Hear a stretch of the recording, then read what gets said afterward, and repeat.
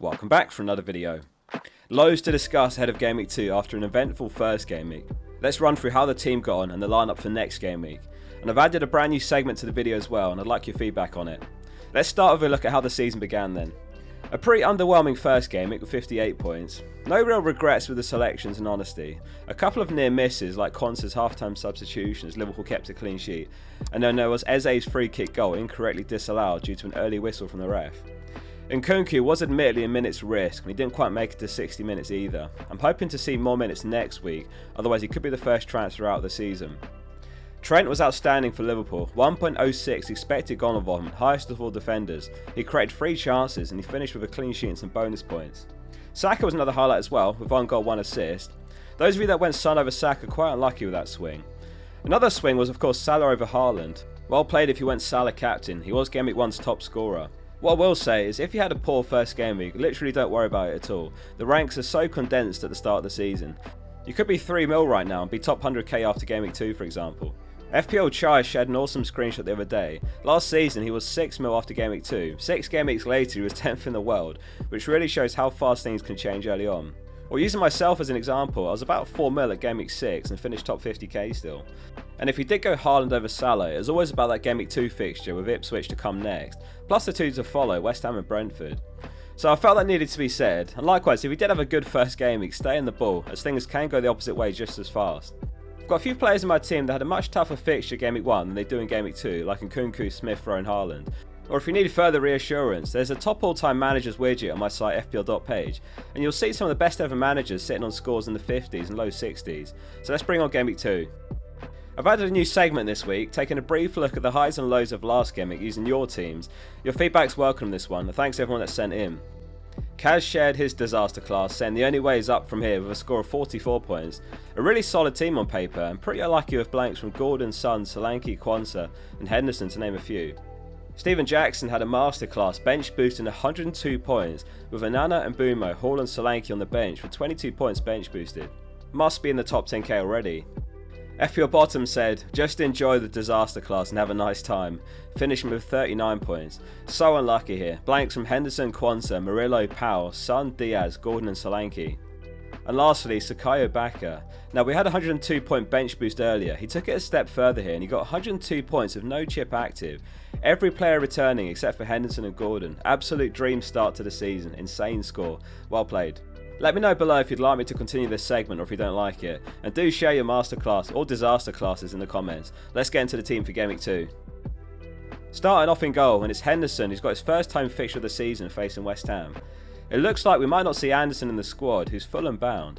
We've reached an agreement to sign him for 30 mil including add-ons. I'd like to think that Palace managed fine without him, as they did without Guehi when he was out for a large stretch of last season, but let's see.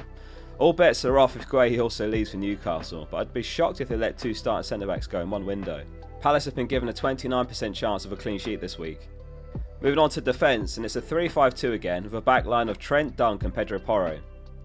One positive I didn't mention from Game Week 1 was the decision to use the 0.5 mil spare on Dunk instead of Barco. Admittedly, I never saw Barco being an unused substitute after looking so good in pre-season. However, there are strong rumours now of a loan move away this window, which might explain the benching. Quansah just needed to last 2 game weeks before Dunk and Konsa are usable. We didn't even make it to half a game week. So Dunk comes into the starting 11 for a home fixture to Man United, off the back of a clean sheet in Game Week 1. I don't think it's out of the question that Quansah starts the next match. It wouldn't surprise me at all actually. To hook him at half time, very publicly criticise him for losing aerial duels and then bench him in Game Week 2 would surely be bad for his confidence at a young age as well. If Tony's not in the squad for Brentford again, then they won't have the same aerial threat that Ipswich had with Delap.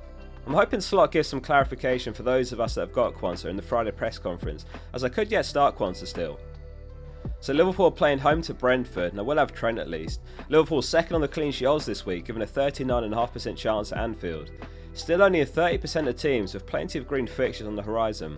Wouldn't surprise me if he's 50% plus owned in a few weeks time if he carries his form on. Porro is flagged at the moment after going off injured in the Leicester game. Graphic from Physio Scout here shows a possible rolled ankle. Now he was stumping on that foot, perhaps to check if he could put some pressure on it and maybe restore some sensation. We've not had any news yet and I'm really hoping he'll be fine as it's a great home fixture to Everton next.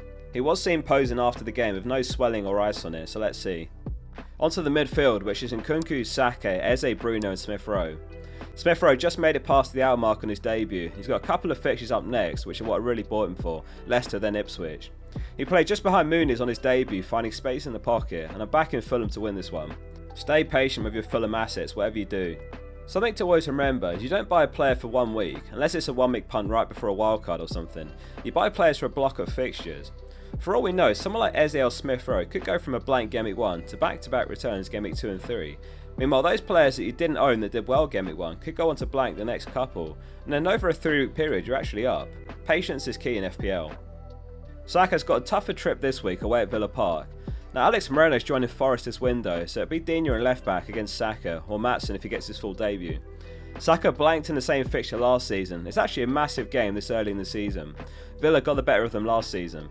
Saka's one player who's going to massively benefit from the new BPS changes that reward fouls won and shots on target. He took 5 shots in Game Week 1 and he always concedes fouls every game. And Nkunku's treading on thin ice if Maresca hooks him before 60 minutes again, unless he's bagged a return by that point. I was surprised to see him taken off so early. He'd played a ton of minutes in pre-season, which of course isn't the same intensity, but he did play 90 minutes a couple of times. I was expecting Jackson to be taken off first if anything. They've now reportedly signed João Felix as well. The amount of depth in their squad is pretty absurd in honesty. There's only room for 11 players on the pitch and they've got about 40 or so players. He's still one of their best players and you'd expect him to start basically every game when fit, but the early substitutions are a possible recurring theme. Chelsea away to Wolves next week. Bruno was a painful one to own in Game Week 1 after 2 big chances missed. 1.22 expected goal involvement, which is extremely good for one game. It was the highest of all players in Game Week 1 actually. He took 6 shots. Leno did make a few brilliant saves in fairness. Bruno posted an apology to his FPL owners the other day and he said he'll repay us in Game Week 2, so let's see him do that. Otherwise I might bin him off for phone in Game Week 3. Eze completes the midfield 5 with that home fixture to West Ham. If he had the Henderson and Eze double up like me, it was a brutal watch against Brentford, as his legitimate free kick goal got disallowed by the ref who blew early by mistake, immediately followed by Brentford scoring the other end. Classic FPL.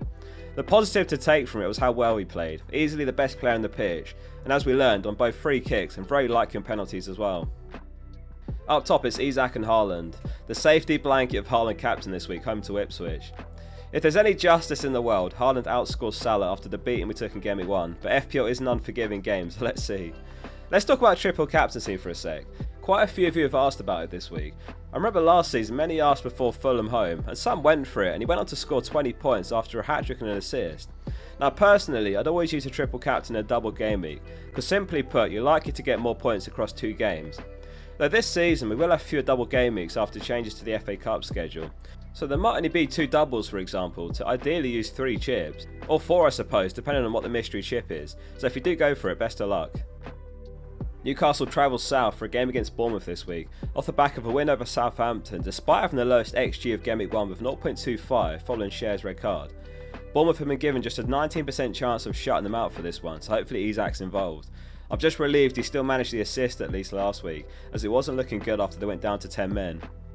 Onto the bench and their transfer plans. The bench is Valdemarson, Quansah, Konsa and Cannon.